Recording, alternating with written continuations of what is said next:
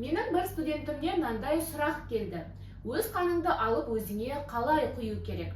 Жалпы бұл айтқанымыз аутогемотерапия негізінен 1900 жылдардан бері басталған болатын.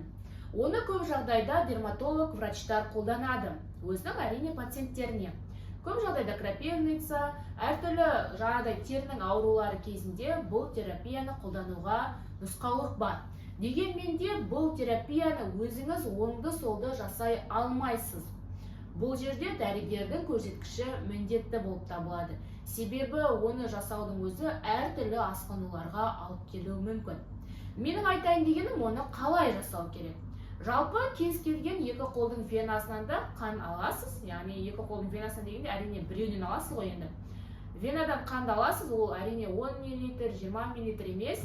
Негізі ол аз дозада басталады. Ол сіздің дәрігеріңіздің көрсеткішіне қарай 2 мл, 4 мл, 6 мл, одан соң кері бағытта кетіп отырады. Тамырдан қанды алдыңыз, сол алынған қанды бұлшық етке саласыздар. Одан кейін оның эффектісін әрине өзіңіз көре жатарсыз. Бұл ешқандай да қиындығы жоқ. Просто қанды алдым, оны обратно салдым. Ескеретін тағы да жайт, өздігіңізден бұл терапияны жасауға болмайды.